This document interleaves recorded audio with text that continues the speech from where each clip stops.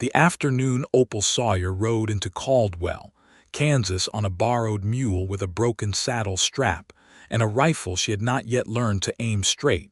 She was not looking for a husband, a home, or any kind of salvation. She was looking for work, and she was willing to fight anyone who told her there was none to be found. It was the spring of 1878, and Caldwell sat at the edge of the Kishom Trail like a man leaning against a post, outside a saloon tired, weathered, and useful to more people than it had any right to be. The cattle drives came through in waves, and with them came the dust, the noise, the smell of 10,000 longhorns, and the kind of money that made otherwise sensible people do reckless things. The town had 3 saloons, 2 general stores, a blacksmith, a church that held services when the reverend was sober enough to hold them, and a newspaper office that operated out of a building not much bigger than a generous broom closet. It was that last establishment that Opal had her eye on. She tied the mule to a post outside and adjusted the strap of the leather satchel she wore across her body. Inside it were 3 things she considered her most valuable possessions: a dog-eared copy of a grammar reference she had memorized cover to cover, a collection of her own handwritten articles that no editor had ever agreed to publish, and a letter of introduction from a printing teacher back in Wichita who had called her the sharpest mind he had ever attempted to discourage from the profession. She had not been discouraged. The man who ran the Caldwell Courier was named Elton Briggs, and he was exactly the kind of man who said things like, "Newspapers are no place for a woman," with the absolute confidence of someone who had never been told he was wrong about anything. He said this to Opal within 30 seconds of her walking through the door. She placed her portfolio of articles on his desk without being invited to do so, and told him she had been setting type since she was 17 years old, that she could write faster and more accurately than anyone he had ever employed, that she did not require a great deal of pay, and that the piece she had written about the corruption in the Wichita cattle inspection offices had been proven factually correct on every single point. Elton Briggs picked up one of her articles. He read it without expression. He set it down. "I'll give you a trial," he said, with the tone of a man doing a tremendous favor. 3 weeks. If you can write something people actually want to read, we'll talk about something more permanent. Opal told him that was more than fair, though privately she thought it was considerably less than she deserved. She had nowhere to sleep that first night. She could not afford the hotel, and the boarding house on Maple Street had a sign in the window that read "No unmarried women alone," a phrase that managed to be both insulting and impractical at the same time. She ended up sleeping in the small storage room behind the newspaper office with Elton's reluctant permission, her satchel as a pillow and her coat as a blanket, and she decided that she had stayed in worse places and would likely stay in worse again before her life was finished. The next morning, she went looking for stories. She found the first one at the town well, where 2 women were arguing in hushed but intense voices about a stretch of fence line that had been moved overnight. She found the second one at the general store, where she overheard a rancher named Colby complaining loudly that someone had been diverting water from the creek that fed his lower fields.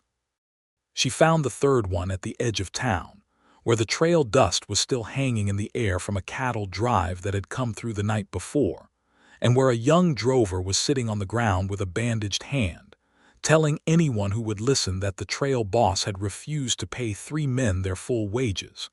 She was writing all of it down in her small, precise hand when she first noticed Jacob Merritt. He was hard not to notice, not because he was loud or showy, the way some men in cattle towns tended to be, but because of the quiet authority he carried like a second coat. He was somewhere in his early 30s, with dark hair that had been burnt a little golden at the ends by the sun, and a jaw that looked like it had been carved out of the same red rock as the Kansas plains. He wore a plain canvas duster and a hat that had seen considerable weather, and he was crouched beside the injured drover with the calm, unhurried attentiveness of a man who had nowhere more important to be. "Which outfit?" Opal heard him ask. "Dawson's. the drover said. "We pushed from Texas 6 weeks and he says 3 of us only did half work. Says we owe him for provisions. It ain't right." "It isn't right," Merritt said, and the correction was so mild and so automatic that it did not read as condescension. He stood. "You have names of the other 2 men." Opal stepped forward before she could stop herself. "Excuse me," she said. "I'm sorry to interrupt. My name is Opal Sawyer. I'm a writer for the Caldwell Courier. Could I ask what your connection is to this situation?" Jacob Merritt looked at her with dark eyes that were steady and not entirely surprised. "Jacob Merritt," he said. "I'm a cattle broker, and my connection is that Dawson's outfit has been pulling this same scheme on drovers for 3 drives running, and somebody ought to write about it." Opal's pencil was already moving. They ended up talking for the better part of an hour, right there on the dusty edge of the main road, with cattle sounds drifting from the pens at the south end of town, and the spring wind pushing everything sideways. Jacob knew the trail operation inside and out. Not just the Dawson situation, but the broader pattern of wage theft that moved along the Kishom Trail like a shadow behind the cattle themselves.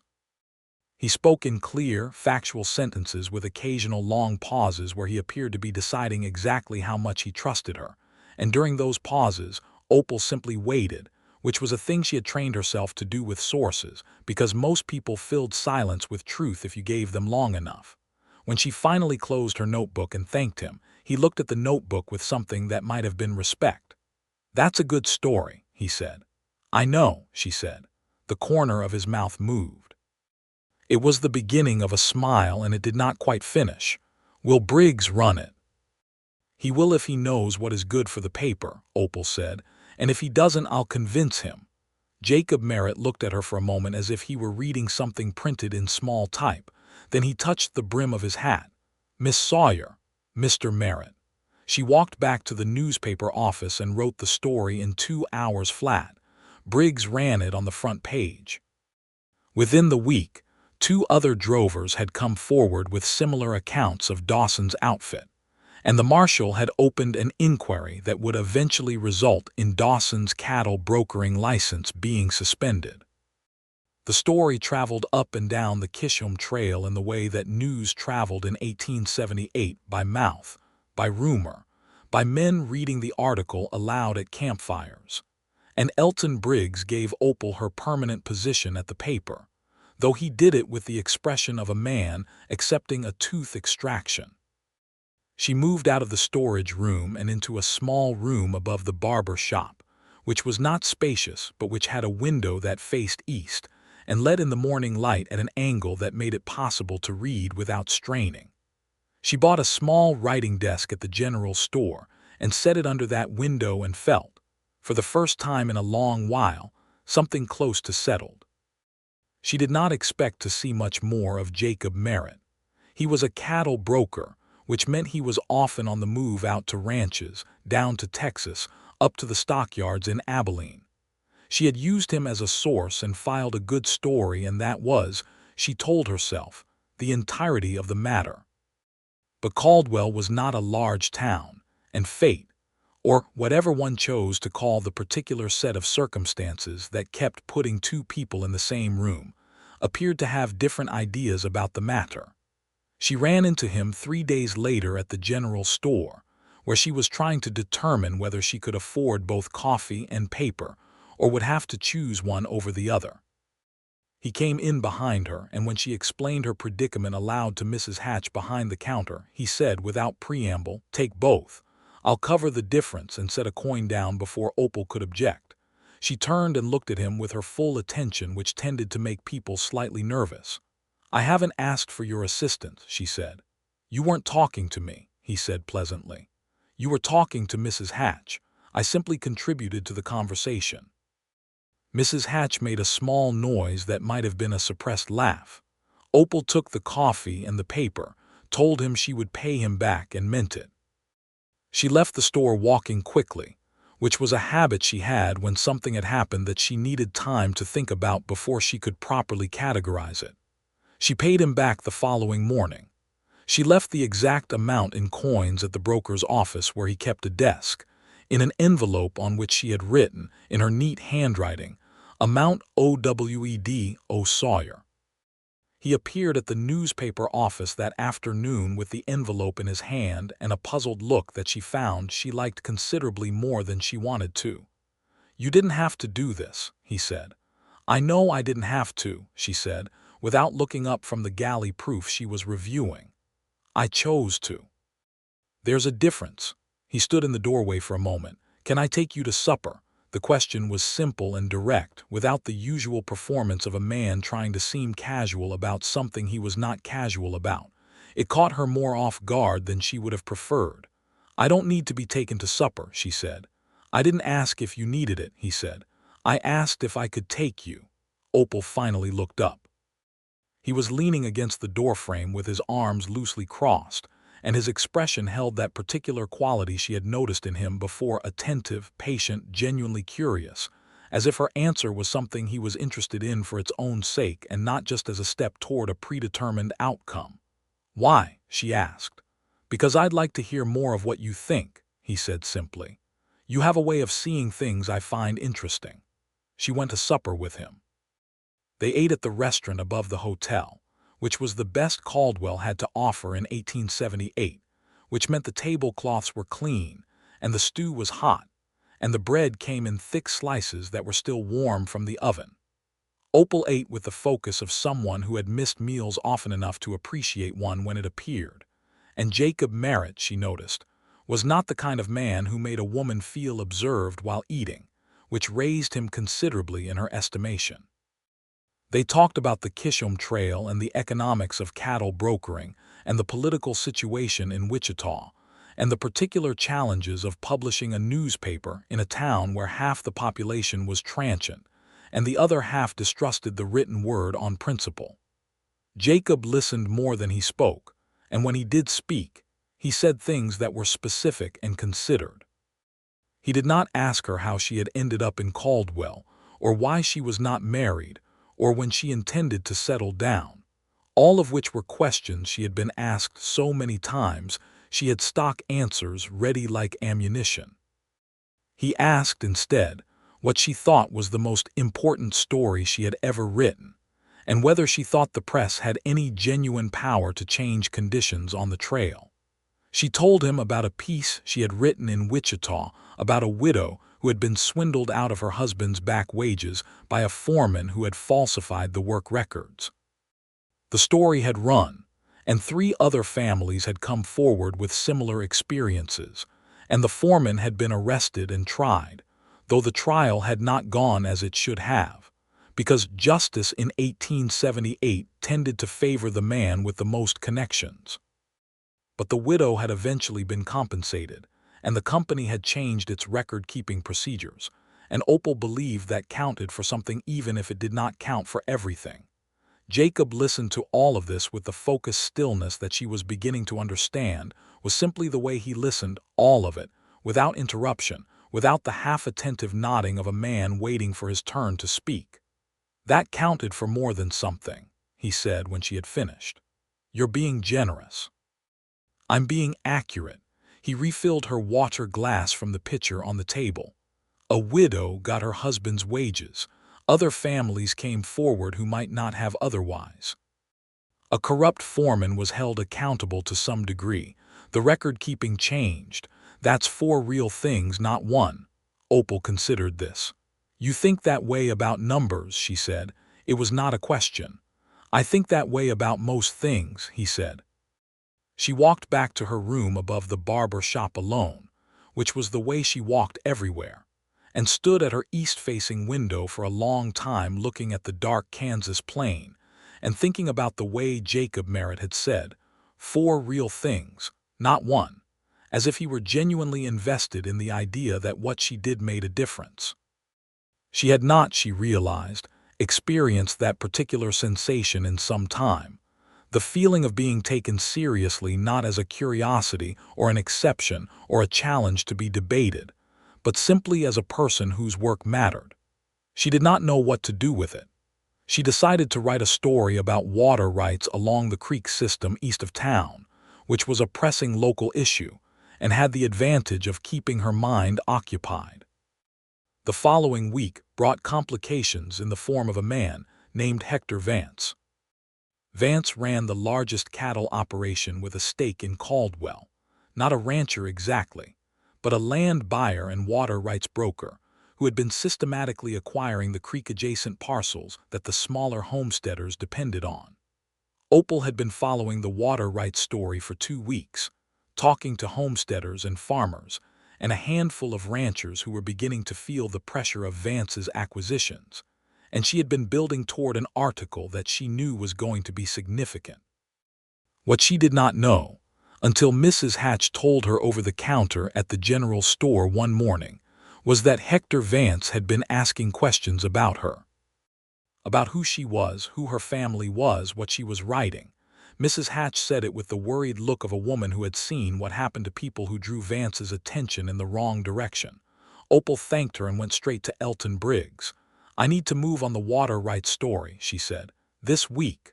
Briggs looked up from the ad he was reviewing. "I told you next month." "Vance is asking about me," she said, "which means he's heard I'm working on it. If we wait, he'll either approach me directly to discourage it, or he'll do something to the story that makes it harder to run." Briggs rubbed his face. He was a frustrating man in many ways, but he was not without backbone when he thought about it long enough. "How solid are your sources?" 7 homesteaders, 3 of whom will speak on record, 2 ranchers who will speak on background, the deed transfer records from the county clerk's office which I obtained legally and have copies of. Briggs looked at her for a long moment. "You've been busy." "That is generally what I am," she said. It was Jacob Merritt, as it happened, who provided the clearest picture of the legal architecture of what Vance was doing. He came to the newspaper office the same afternoon, not knowing about the Vance situation, but having heard from a rancher named Poole that the courier was looking into the water rights matter. Opal and Jacob sat across from each other at her writing desk, with papers spread between them, and he walked her through the structure of the creek water agreements as they had historically been understood in the territory, the informal arrangements that had governed access for years, and the way that Vance's land purchases were not technically illegal under current law, but were specifically designed to exploit the gap between legal and ethical in a way that would eventually make it impossible for the smaller operations to survive without paying Vance for access to water they had always considered shared. "It's land consolidation by dehydration," Opal said, writing the phrase down. Jacob looked at her. "That's exactly what it is. Can I quote you on the legal structure?" "Yes," he said. "Say I'm a cattle broker familiar with the relevant land agreements in this county. Don't use my name. Vance and I have a working relationship that I'd prefer not to blow apart before I have something more solid." Opal raised an eyebrow. "You're worried about Vance too?" "I'm cautious about Vance," he said. "There's a difference." She ran the story that Friday. It named Vance by name, documented the deed transfers, quoted the homesteaders, and included a clear explanation of how the water access situation would develop if the current pattern continued unchecked. It was the best piece she had written since coming to Caldwell, and she knew it the moment she saw it in print. The response was immediate. By Saturday morning, 4 more homesteaders had come to the newspaper office wanting to speak with her. By Sunday, the marshal had received a complaint from one of Vance's lawyers about defamatory content in the Courier, which Briggs handled by reading the letter aloud to the entire office, consisting of himself and Opal, and then placing it very deliberately in the waste bin. Hector Vance himself appeared at the newspaper office on Monday. He was a wide-shouldered man in his late 40s with the careful grooming of someone who wanted to be perceived as civilized, and the cold eyes of someone who was not particularly interested in the reality. He closed the door behind him when he came in, which Opal noticed. "Miss Sawyer," he said, "I believe you have been doing a disservice to this town." "I've been doing journalism," Opal said, and remained seated at her desk, because she had decided some time ago that she would not stand up for men she did not respect. Vance explained, in smooth and carefully measured language, that he was a significant advertiser in the Courier and had been for 2 years, and that he was reconsidering whether that relationship served his interests. He did not frame this as a threat. He framed it as a business observation. "I appreciate you bringing that to my attention," Opal said. "Would you like to be quoted in a follow-up piece? I'd be happy to include your perspective." The smooth surface of Vance's manner went slightly uneven for a moment. "That will not be necessary," he said. "The offer stands," she said. He left without a further word, and Opal wrote down a precise account of the conversation in her notebook while it was still fresh, because she had learned early on that the conversations you thought you would remember were often the ones you most needed on paper. She ran into Jacob that evening outside the hotel. She told him about Vance's visit, quickly and factually, the way she reported everything. Jacob listened with the same focused stillness, and when she had finished, he said, "Are you all right?" The question surprised her slightly. She had expected practical responses, advice, assessments of Vance's next likely move, considerations about the paper's legal exposure. "I'm fine," she said. "You sure?" The question was quiet and not without a specific weight. "Yes," she said, and then, because she believed in accuracy, "it was unpleasant, but I've handled unpleasant before." He nodded. He did not tell her to be careful or suggest she might consider backing off or remind her that Vance was a powerful man, all of which were things men had been telling women in her position since newspapers were invented. He simply stood with her in the evening light for a moment, the trail dust hanging in the air above the street, and the sound of the piano from the nearest saloon drifting out into the warm Kansas night. "Let me know if there's anything useful I can do," he said. "I mean that practically, not as a general sentiment." "I know the difference," she said. "I'll let you know." She meant it when she said it, and he appeared to know she meant it.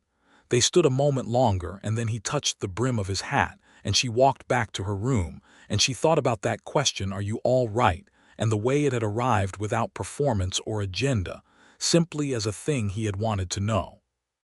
She was writing at her desk late that same night when she heard raised voices outside in the street below, and then, much closer, a sharp crack that it took her a moment to identify as the sound of breaking glass.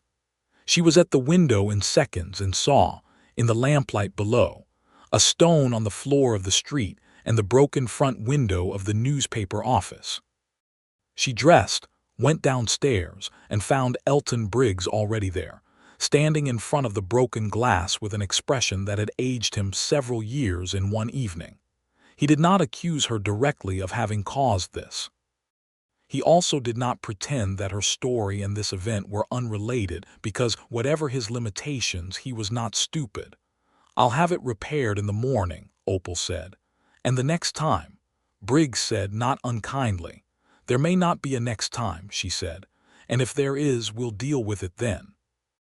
Jacob appeared at the newspaper office the next morning with a man who did window repair work, which Opal discovered was something he had organized entirely on his own initiative after hearing about the broken glass from the night watch.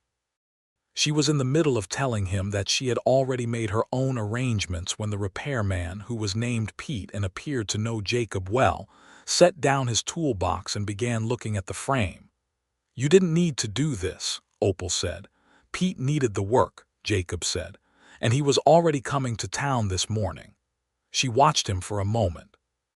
He had a quality that she was finding increasingly difficult to categorize, a kind of practical care that expressed itself through actions rather than declarations, and which did not seem to require her gratitude or her notice. He was not performing generosity. He was simply acting on it. "Thank you," she said, and the words came out more directly than she intended, without the careful insulation she usually kept around things like gratitude. Something in his expression shifted, small and specific. "You're welcome," he said. Over the following weeks, two things developed in parallel. The first was the Vance story, which continued to grow as more homesteaders came forward, and the county records revealed a pattern of acquisition that was even more systematic than Opal had initially understood. The marshal, who had initially seemed reluctant to engage with the matter, was prompted by 3 separate complaints from property owners into opening a formal inquiry, and there was talk at the county level of reviewing the water rights agreements with the possibility of establishing clearer legal protections. The second thing that developed was the particular, and at first unnamed thing between Opal Sawyer and Jacob Merritt. It was not a courtship in the conventional sense, because nothing about Opal operated in the conventional sense, and Jacob did not appear to be the kind of man who required conventions as a framework. What it was a series of conversations, at the restaurant, at the newspaper office, on the boardwalk outside the general store, once memorably on horseback when they rode out together to speak to a homesteader named Brennan whose case was central to the water rights story and who lived 6 miles east of town. It was a series of shared investigations and small practical kindnesses and evenings when neither of them intended to stay talking as long as they did, and both of them stayed longer than they planned.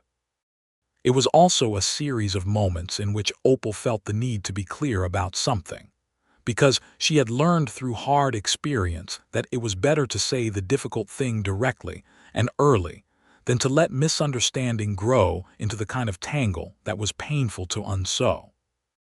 The moment came on a warm evening in late May, when they were sitting outside the hotel on the bench that had been placed there for guests to take the air, and the conversation had moved, as conversations between them tended to, into territory that was personal without either of them having decided to go there. She had been telling him about the earlier part of her life, her family in Missouri, her father's death when she was 16, her mother's subsequent remarriage to a man who had strong opinions about what young women should be doing with their time, by which he meant keeping house, learning to cook, learning to sew, learning to be invisible. She had been neither good at nor interested in any of these things, and the friction between what her stepfather expected and what she actually was had been the defining conflict of her late adolescence. "I burned more suppers than I can count," she said, without particular sentiment. "I ruined every piece of sewing I attempted. I had no patience for the domestic arts as they were called. My stepfather called it stubborn willfulness." "What did you call it?" Jacob asked. "Incompatibility of purpose," she said. "I was not put together for keeping house. I was put together for writing and thinking and asking questions of people who would rather not be questioned. That is simply what I am." "And your mother," he said. "She tried to be a bridge between us," Opal said. "She was kind. But she was also afraid, and fear makes people smaller than they are." She paused. "I don't say that as criticism. I understand it now better than I did at 17. Jacob was quiet for a moment. The street in front of them held its usual evening traffic, a horse at the water trough, 2 men going into the saloon across the way, a woman carrying a basket who nodded at them as she passed. "I think," he said carefully, "that you are telling me something specifically." Opal looked at him. "I'm telling you several things," she said. "One of which is that I am aware that our conversations have become more than professional, and if you have certain expectations about what a woman should be or do, I would rather know that now and save us both considerable inconvenience." There was a pause. The evening wind moved through the main street of Caldwell and lifted a small amount of dust and set it down again. "I have no expectations about what a woman should be," Jacob said. "I have some interest in who you specifically are." He looked at her steadily. "Can I ask you something in the same spirit you've been asking me?" "Yes," she said. "Are you telling me you cannot cook, or you cannot sew, or you are not suited to keeping a home? Are you telling me those things as a fact or as a warning?" "Both," she said. He was quiet for another moment. Then he said, "Opal, I have not asked you for any of those things." The simplicity of it, the directness and the complete absence of qualification hit her somewhere in the chest with the force of something that had traveled a long distance to arrive. "You might," she said, because fairness required the possibility to be named. "I might ask a lot of things," he said, "but not those. Those aren't what interest me about you." He paused. "What interests me about you is the 4 real things. The way you count what matters, The way you don't stop when it's inconvenient. The way you said incompatibility of purpose, when any other person would have just said, I was bad at it. I am not looking for a cook or a seamstress, Opal. I am not, frankly, looking at all. But if I were going to look, it would not be for any of those things. She sat with this for a long while. The last of the evening light was going out of the sky above the Kansas plain, leaving behind the deep blue that came just before the dark, and the first stars were appearing at the edges of it. That is a very honest statement, she said at last.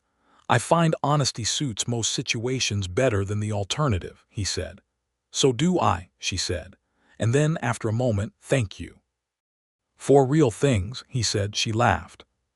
She had a laugh that surprised people who had only seen her in professional contexts, full and real and brief, like a door opening and closing.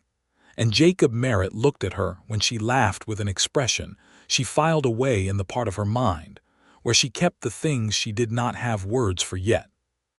The Vance matter reached its formal conclusion in July, when the county judge ruled against two of Vance's most recent water rights claims, and the marshal's inquiry resulted in a formal hearing that ultimately led to Vance being required to renegotiate access agreements with 5 of the homesteaders whose operations he had been restricting.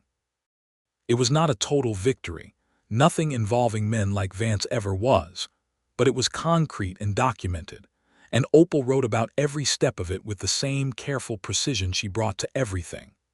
Vance left Caldwell before the summer was out, relocating his operations to Colorado, which was his prerogative, and which the Caldwell Courier reported without editorializing beyond the facts of his departure and the changed legal situation he was leaving behind.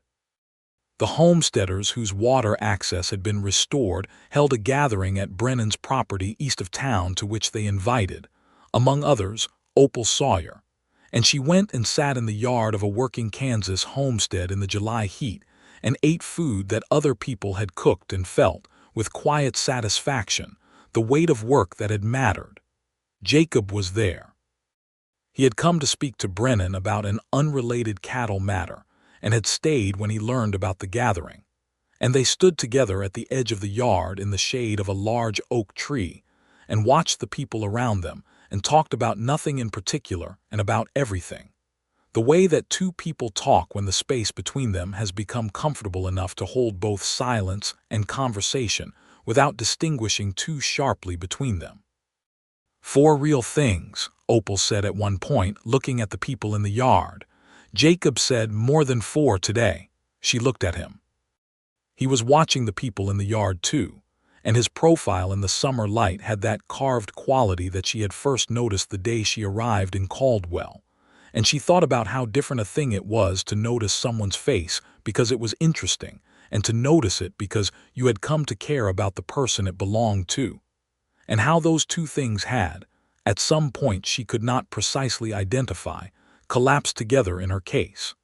She did not say any of this out loud, but she thought she did not particularly need to.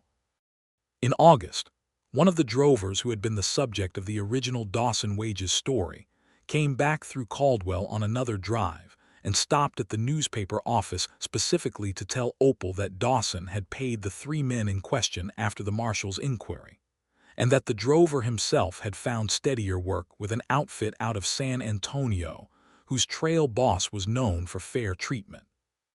He was a young man, not more than 19, and he took his hat off when he spoke to her in a gesture that was not servile but simply respectful, the way young men were respectful to people who had done them a genuine service. After he left, Opal sat at her desk for a moment with her hands flat on the surface, and thought about what it meant to do work that was real in a place that was real, and the sum of it felt solid in a way that nothing had felt solid since before her father had died. She went that evening and knocked at the door of the broker's office where Jacob kept a desk, and he answered it in his shirt sleeves with an account book in his hand and ink on 2 of his fingers. "Can I come in?" she asked. "Yes," he said, stepping back. She sat down in the chair across from his desk and told him about the drover's visit. Jacob listened with the account book set face down on the desk and his full attention on her, and when she finished, he said, "You should feel good about that." "I do," she said. "I wanted to tell someone who would understand why." The recognition of what she had said arrived between them quietly, without ceremony. Jacob Merritt set down the account book entirely and looked at her with an expression that was steady and clear, and did not pretend to be anything other than what it was. "Opal," he said. "I know," she said. There was a pause in which the summer evening pressed in around the small office, and the sounds of Caldwell, the distant piano, the horse traffic, the general living hum of a cattle town in 1878, continued at their usual pace as if nothing in particular was happening, which was the way the world always behaved at the moments that mattered most. "I'd like to court you," he said. "Properly.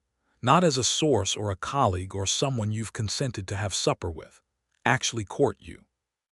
"I'm aware of what properly means," she said. "I know you are," he said. "I'm asking anyway." She thought about the east window in her room above the barber shop and the light it admitted in the mornings, and the way she had understood, standing at that window, that she had found something like a place. She thought about the conversation on the bench outside the hotel and what he had said about not asking her for any of those things.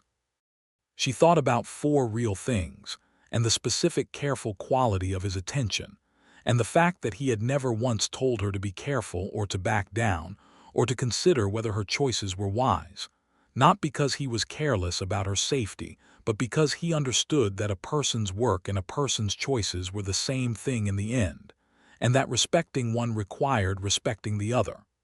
"All right," she said. He looked at her, and the smile that had never quite finished on the day they met finished now, and it was, she thought, a considerably better thing completed than it had been as a prospect.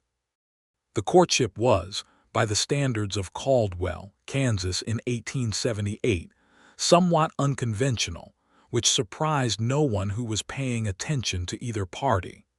They rode out to the homesteads east of town together to follow up on the aftermath of the water rights situation. They had supper twice a week at the hotel restaurant, and once occasionally at the lunch counter in the general store when time was short. And the conversation at those meals ranged from territorial politics to cattle economics to the question of whether the Kansas legislature was likely to establish any meaningful protections for small landholders in the next session. Jacob brought her books that he thought she would find useful: a history of water law in the Western Territories, a political treatise on land reform that was circulating in reform circles in the East, and she loaned him her grammar reference, which he returned in 3 days with several of the pages turned down at the corners. "You actually read it," she said. "You read the water law history in 2 days," he said. "We're even." She discovered, over the course of those long August and September evenings, that Jacob Merritt was a man who had come to his current position through a combination of intelligence and a specific kind of stubborn persistence that she recognized as related to her own. He had grown up in Missouri, which, she noted, was where she was from too, though they had not been in the same part of it. The son of a father who had died early and a mother who had run a small boarding house on her own for 15 years, with the kind of competence that made the business appear simpler than it was. He had been on the trail himself from the age of 20, had driven cattle and learned the brokering business from the inside, and had eventually established himself in Caldwell because the town sat at the intersection of the most important cattle routes, and because he had, after 15 years of moving, found himself tired of moving. "Just tired?" she asked one evening. "Not only tired," he said. "Ready for something different, something that stayed." She asked him what had drawn him to the broker side of the trade rather than remaining on the trail. "The numbers," he said, "and the language. On the trail it's all physical, you're managing cattle and weather and distance. In brokering it's agreements and fair dealing, and it matters whether things are written down and whether people keep their word." He paused. "I like things written down." "We have that in common," she said. "We have more than that in common," he said. She looked at him across the table.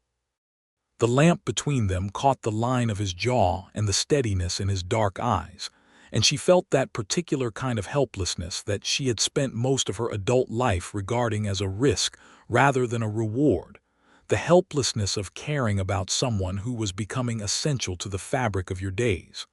"I know," she said. "That is what I am working out how to manage." "You don't have to manage it," he said. "You could just let it be what it is." "I'm better at managing," she said. "I know," he said. "I'm patient." He was patient.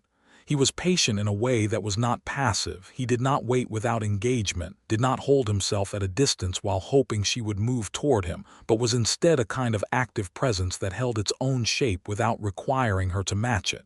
He did not push. He did not withdraw. He was simply there, consistently and honestly, in a way that Opal found was more difficult to resist than any declaration would have been, because declarations could be doubted and consistency could not. By October, she had stopped managing it. It happened on a particular evening when a fast-moving autumn storm came down from the north with very little warning and caught them both on the road from the Brennan property, and they rode hard for the nearest shelter, which was a line shack at the edge of a neighboring ranch, and sat inside it for 2 hours while the storm hammered the Kansas plain with rain and lightning, and a wind that sounded like it was trying to take the roof off and make a point about something. They sat on opposite sides of the small space with a lantern between them and the storm, making all conversation slightly difficult and slightly necessary at the same time. And Jacob looked at her in the lamplight with that expression she had been keeping in the wordless part of her mind since August. And she thought about all the reasons that care and vulnerability were inconvenient and risky and potentially expensive. And then she thought about what he had said. "You don't have to manage it. You could just let it be what it is." She crossed the space between them and kissed him, which she did with the same directness she brought to everything, and he kissed her back with a quality that she would have described, if she were writing it down, as whole, not careful or partial but full and present, the way he did everything, without reservation.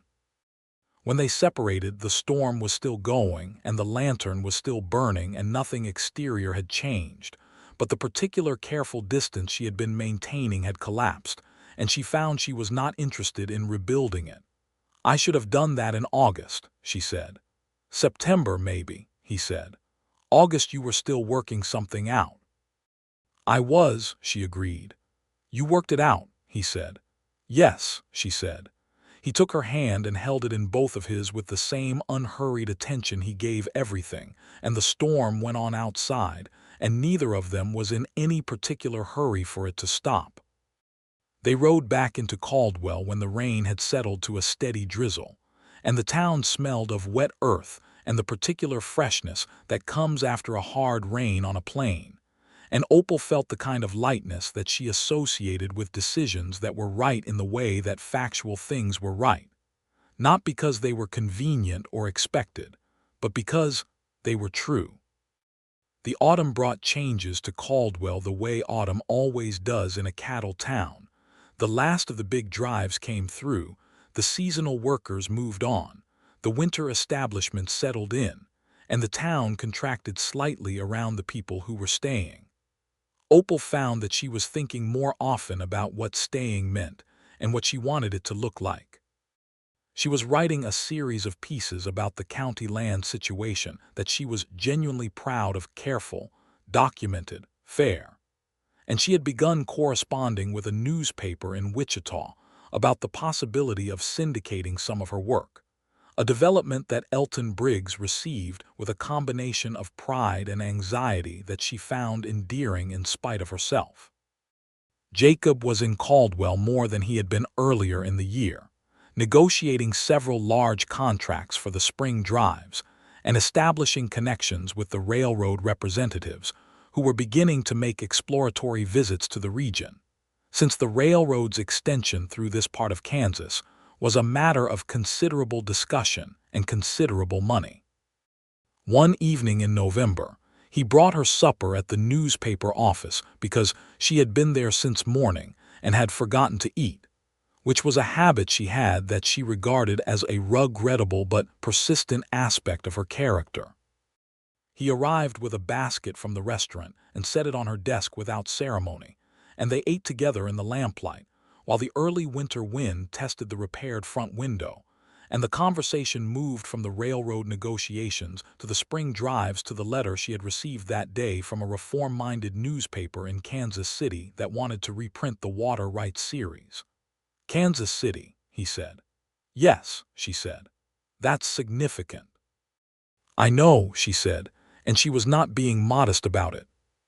He refilled her coffee from the small pot she kept on the stove in the corner and handed it back to her, and then he sat down in the chair across from her desk and looked at her in the lamplit, ink-smelling air of the small newspaper office with an expression she had learned to read by now as the forerunner of something he had been preparing to say. "I want to ask you something," he said. "You can ask me anything," she said, and meant it entirely. "I want to ask you to marry me," he said. "And before you answer, I want to say some things so there's no misunderstanding about what I am asking and what I am not." She set down her coffee and gave him her full attention. "I'm not asking you to stop writing," he said. "I'm not asking you to keep house or cook or sew or change any material aspect of who you are. I am aware that those things are not your particular capacities, and I am aware that they don't interest you, and I have no expectation that marrying me would alter that." He paused. "I can cook incidentally. I've been cooking for myself for 15 years. I don't find it an imposition." Opal stared at him. "You can cook," she said. "Reasonably well," he said. She sat with this information for a moment. "Go on," she said. "What I am asking for," he said, "is the thing I have had since August and would like to continue having, your company. Your conversation, the particular and specific way you think about things, your presence in whatever way you are comfortable giving it." He looked at her steadily. "I have no house to offer you at the moment, only a rented room in a good boarding house which we could make arrangements around as suited us. I have a stable income and prospects that I believe are sound and am happy to document if you want to review them." "I will want to review them," she said. "I know," he said. "I'll bring the ledger." She looked at him for a long moment. The lamp burned between them, steady and warm, and the newspaper office held the smell of ink and paper, and the particular close warmth of a small heated space in early winter. She thought about everything that had happened since she had ridden into Caldwell on a borrowed mule with a broken saddle strap. She thought about the story she had written about the drovers, and the look on the young man's face when he came back to tell her it had mattered. She thought about the homesteaders in Brennan's yard in the July heat. She thought about a conversation on a bench at the end of a May evening when he had said, "I have not asked you for any of those things." "Yes," she said. Jacob Merritt took a breath that was almost imperceptible and looked at her with an expression that contained everything she had been learning to read in his face over the months since she arrived. And what it contained was something close to the kind of happiness that does not announce itself, but simply rearranges the architecture of a person's face into something more at ease with the world. "Yes," he said. "Yes," she said again, and this time she was smiling when she said it, the full real smile that surprised people who did not know her well. "Bring the ledger tomorrow." They were married in December, in the Caldwell church on a morning that was cold and clear and brilliant. The Kansas sky, that particular winter blue that looked like it had been rinsed clean of everything complicated. The Reverend, who was sober for the occasion and somewhat improved by it, conducted a ceremony that was brief and sincere. Elton Briggs stood up for Jacob, with the slightly bewildered air of a man who had not expected either of the principals to be the marrying kind. Mrs. Hatch was there, and the Brennans, and a handful of other people Opal had met through her work over the course of the year and a half she had been in Caldwell. Opal wore a dark wool dress that she had bought at the general store and which fit her well, and she carried a small bunch of dried prairie flowers that Mrs. Hatch had pressed and tied with a ribbon, and she looked, several people remarked afterward, exactly like herself, which was, they all agreed in their various ways, entirely right. Jacob's vows were specific and factual and honest, which was the way he spoke about everything that mattered to him. He promised to be present, to be honest, to support what she was and what she did without qualification. And to bring the same steady attention, he gave all important things to the enterprise of being her husband. Opal's vows were similar in their precision. She promised him partnership and honesty and the particular quality of her attention, and she did not promise things she could not give, which was, everyone present understood, the most trustworthy kind of promise. When the ceremony was done and they stepped out into the cold December morning, the sunlight was sharp, and the town smelled of wood smoke and frost and the distant edge of the plain. And Jacob took her hand and held it in his gloved one with the unhurried certainty that had characterized everything he had ever done in her presence. And she thought, this is what it looks like to have built something real. They moved into a larger set of rooms above the hardware store on the north end of town, which were not large but were good, and had 2 east-facing windows and enough space for a writing desk and a proper bookshelf, and a small kitchen area that Jacob, true to his word, managed with quiet competence. He could cook, not elaborately but soundly, stews and beans and cornbread and fried meat, things that were hot and sustaining and required no ceremony. Opal made coffee in the mornings with a consistency that he declared was the one domestic art she had mastered, and she agreed that this was fair. She continued at the Courier. The Kansas City reprint of the Water Rights series had opened a correspondence with several other regional papers, and by spring of 1879, she had established a practice of contributing longer investigative pieces to a wider network of publications, which brought in money and also brought in more sources, more stories, and more of the specific satisfaction that came from doing work that reached further than the immediate town. Jacob's brokering business expanded in the spring of 1879 alongside the expansion of the cattle drives, and he took on a partner named Reed, who had offices in both Caldwell and Abilene, and allowed Jacob to handle more volume without giving up the careful attention to individual deals that distinguished his business from the less reputable brokers along the trail. He was home most evenings and away 3 or 4 days at a time every few weeks, and in the periods of his absence, Opal worked with the same focus she always had and wrote him letters that were detailed and honest, and which he answered in full.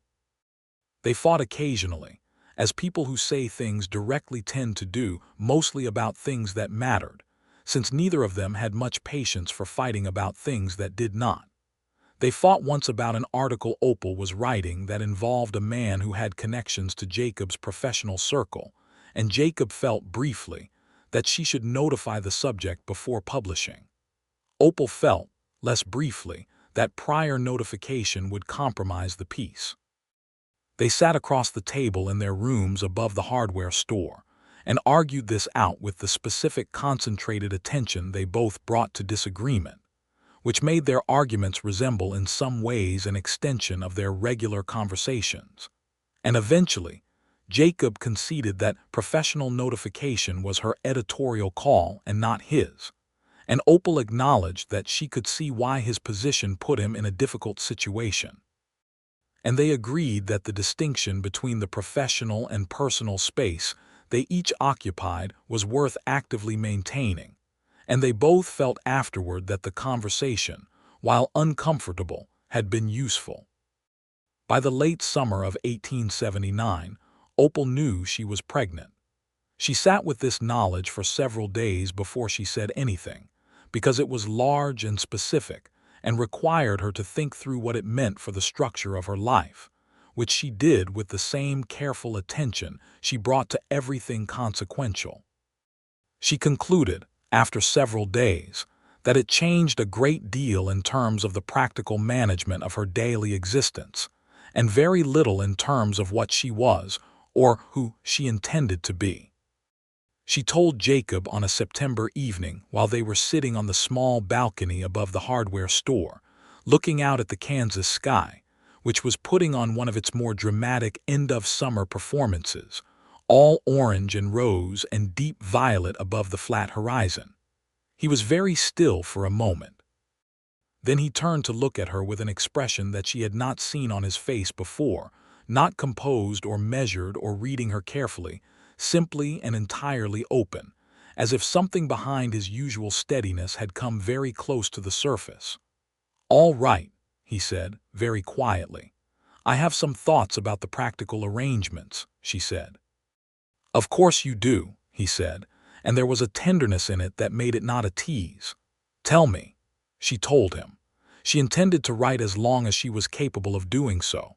She intended to arrange things so that the child, when the child came, would not require her to stop working altogether, and she knew this would require practical solutions that they would need to develop together. She had some thoughts about the fact that certain people in Caldwell would have opinions about her continuing to work, and she intended to disregard those opinions entirely, and she wanted to know whether he would be comfortable with that. "I've been comfortable with that since before we were married," he said. "Nothing has changed on my end." She took a breath. "And you are not, on reflection, you are not sorry that you married a woman who cannot cook or sew or tend a home in any conventional sense, and who is now proposing to continue in that general direction indefinitely." He looked at her steadily. The orange light of the sunset was on his face, and he reached over and took her hand with the same gentle certainty he always did, and he said, "Opal, I told you before we were married. I had not asked you for any of those things. I have not asked you since. I am not asking now." She held his hand and looked at the Kansas sky going deep violet above the plain, and thought that this was, of all the things she had written or reported or thought carefully about, the truest and most solid thing she had encountered a man who meant what he said, and said what he meant, and applied it consistently to the person he had decided to love. Their son was born in the spring of 1880. The labor was long, and Opal endured it with the same focused determination she brought to deadlines, and when it was over and Mrs. Hatch, who had been present throughout, placed the baby in her arms, she looked at this small, deeply serious-faced person and felt something that did not have a name in the professional vocabulary she used for most things, but which was unmistakable and total. Jacob was allowed in when it was over, and he sat beside the bed and looked at his son with an expression that was entirely that open quality she had seen on the balcony in September.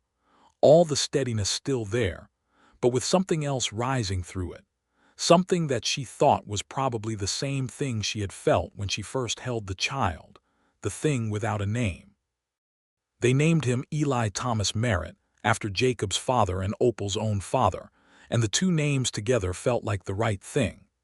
Eli was a watchful and relatively tranquil infant, which suited the nature of his parents, and he grew into a small boy who was intensely interested in everything around him, and had his mother's eyes and his father's capacity for stillness. Opal did not stop writing. She worked with Eli in a basket beside her desk at the newspaper office in his early months, and later with a neighbor woman named Clara who had 2 children of her own, and agreed to watch Eli on the mornings Opal needed to be in the field. The arrangement was uncomplicated and fair, and Elton Briggs, who had by now given up entirely on having opinions about how Opal managed her life, simply accepted the occasional presence of Eli in the office with the wary goodwill of a man who has learned that certain arguments are not worth making.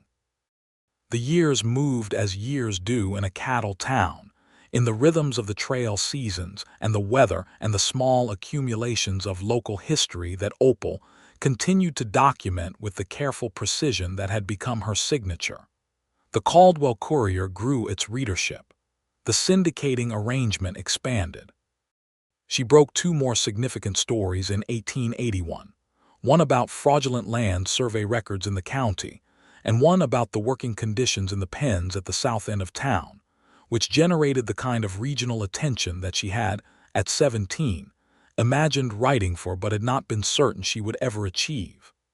Jacob's business continued to build steadily, not fast or showy, but solid and reliable, which was exactly how he built everything.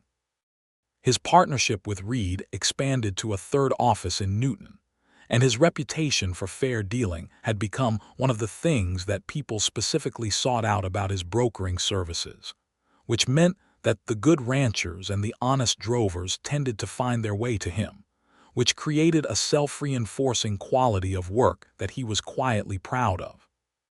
They had a second child in the autumn of 1882, a daughter, smaller and louder than Eli had been, who arrived with a quality of decisive urgency that Opal recognized as characteristic before the child was a day old. They named her Ruth, after Jacob's mother, and from her earliest weeks she had the particular combination of her father's dark eyes and her mother's extremely direct gaze, which made adults who looked at her feel that they were being assessed. Eli, who was 2.5 when Ruth arrived, regarded his sister with the thoughtful interest of someone encountering an important new subject. He did not resent her presence or show the displeasure that some small children express at the disruption. He simply incorporated her into the world as he understood it, and within a month was sitting beside her basket patting her hand, with a focus that made Opal smile every time she witnessed it. By 1883, Caldwell had grown and changed in the way that successful cattle towns grew and changed more buildings, a second newspaper, a school that operated for most of the year, increasing talk of the railroad connection that had been discussed for years and was now beginning to seem genuinely imminent. Opal had been offered a position at the new Caldwell Clarion, the town's second paper, which she declined because her loyalty to the Courier, and specifically to the complete editorial freedom that Briggs had eventually conceded her, reluctantly and then wholeheartedly, was genuine, and she had no interest in starting over the work of establishing herself somewhere new. The railroad came through in the fall of 1883, and with it came a new quality of bustle that changed the character of the town in ways that Opal found fascinating and sometimes troubling, because fast growth tended to concentrate money in the hands of people who had arrived specifically to concentrate money, and the homesteaders and small ranchers who had built the town's underlying life over the previous decade were not always well served by the changes. She wrote about this in a series of 5 pieces that ran in the Courier and were reprinted in 3 other papers, and which drew enough regional attention that she was invited to speak at a land reform gathering in Wichita in 1884. She went to Wichita for 4 days, which was the longest she had been away from home since she arrived in Caldwell 6 years earlier.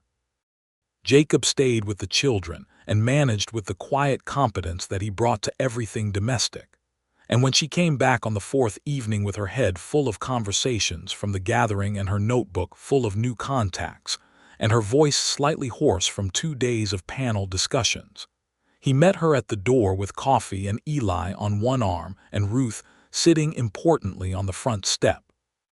And she looked at this collection of people who were her life, and felt the particular solidity of that fact with a clarity that traveling tended to produce.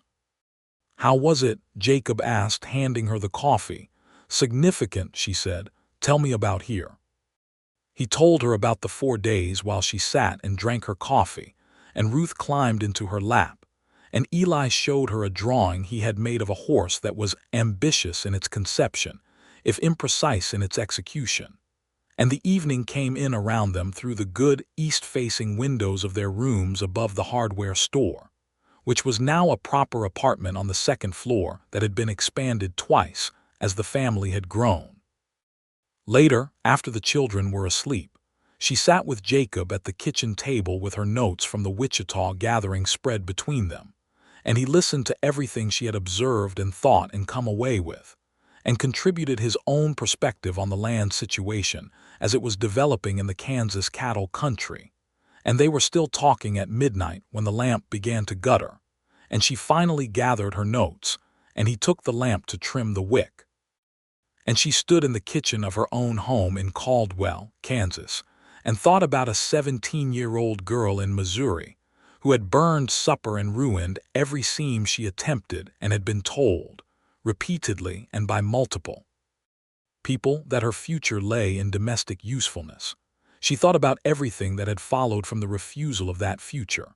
The borrowed mule and the broken saddle strap and the long road to a town at the edge of a cattle trail, and the man who had said, without qualification or condition, that he had not asked her for any of those things. "What are you thinking?" Jacob asked from across the kitchen, where he was trimming the wick of the lamp with the same attention he gave all small practical tasks. "About a good beginning," she said. He looked at her across the kitchen. "Which beginning?" "The one that led to this," she said. He set down the lamp. He came across the kitchen and stood beside her and put his arm around her, and she leaned into him, which was something she had learned to do without managing it, which still struck her, occasionally, as one of the more remarkable things she had accomplished. "I'm glad you rode into this town," he said. "I was riding into it regardless," she said. "I just didn't know who was here." "Neither did I," he said. "I'm glad I was." The winter of 1884 was a hard one by Kansas standards, with prolonged cold and the kind of north wind that made the plain feel like the edge of the world. But their apartment above the hardware store was warm, and they were all well. And Opal wrote two of the best pieces she had ever produced during those long, cold months, sitting at her desk in the mornings after Jacob had gone to his office, and the children to the school that now operated reliably through all seasons. With the snow light coming through the east windows and the coffee pot on the stove, and the words coming steady and clear. Spring of 1885 brought more cattle, more railroad traffic, a third child, another son, who arrived in April with his father's steady dark eyes and a quality of focused attention that seemed, from his earliest days, to be considering everything carefully before committing to a response. They named him James William, Will for short, and he fit into the shape of the family with the ease of something that had been expected without being planned. Ruth, who was 2.5 when Will arrived, greeted her new brother with the same decisive interest she brought to all important matters, and immediately established herself as his primary supervisor, a role she would maintain for the rest of his childhood, with a dedication that was both impressive and occasionally exhausting for everyone in its vicinity. Eli, at 5, was philosophical about the new addition, helped when asked, and continued his steady project of learning everything that could be learned, which Opal recognized as characteristic, and which made her heart full in a way that was difficult to account for in print. Jacob's business had reached a point of stable prosperity that was not showy but was real and lasting, the kind that comes from a reputation built carefully over years. He had stopped taking the longer trips to Abilene and Newton after Will was born, having arranged things so that his partners handled the travel while he managed the Caldwell operation. And the result was that he was home most evenings and present in the lives of his children in the everyday, unhurried way that mattered more than gestures. Elton Briggs retired in 1886 and sold the Courier to a partnership that included, to the considerable surprise of most of Caldwell and the unsurprise of a smaller number of people, Opal Sawyer Merritt. Jacob had suggested it. She had thought about it for one day and then gone to speak to Briggs, who sold her the stake at a fair price and who shook her hand at the closing with the expression of a man who was more pleased than he wanted to let on about how things had turned out. She ran the paper as its editor and part owner with the same directness and precision she had brought to her work from the beginning, hiring 2 writers and expanding the coverage to include more of the regional land and economic situation that had become the particular signature of her journalism. The Courier, under her editorial hand, became known for the quality of its investigations and the fairness of its presentation, which were the 2 things she had cared about since before she knew anything else about the profession. On the evening of the day she officially took over the editorship, she and Jacob sat on the small balcony above the hardware store they had never moved, having found that the apartment had grown with them through 2 expansions, and watched the Kansas sky go through its colors in the way it always did at the end of a clear fall day, which was more varieties of orange and rose and violet than any other sky Opal had seen in her travels. "Editor of the Caldwell Courier," Jacob said. "Part owner," she said. "The distinction matters. "It does," he agreed. She looked at the sky. Eli was inside doing his schoolwork with the focused discipline of an 8-year-old who had internalized the idea that doing things properly mattered. Ruth was telling Will an elaborate story in the back room, the rising cadences of it audible through the open window. Will's occasional responses were brief and considered, in the manner of his father. "I never expected this," Opal said. She said it not with regret but with the specific pleasure of a person who had arrived at a place that exceeded the map they had started with. "Which part?" Jacob said. "All of it," she said. "The paper, you, them," a pause. "I came to Caldwell to find work. I didn't have a plan beyond that." "You never needed a plan," he said. "You needed the work to be possible and the rest came from who you are." She looked at him. He was looking at the sky, his profile in the evening light with its familiar carved quality, and she thought about everything those years had been, the big stories and the difficult ones, the arguments and the long evenings of conversation, the children sleeping in the next room with their different qualities of presence, the specific and irreplaceable texture of a life built with someone who had never once asked her to be other than what she was. "Jacob," she said. He said, still looking at the sky. "I am glad you were there," she said. "The day I interviewed you at the edge of the road." He turned to look at her.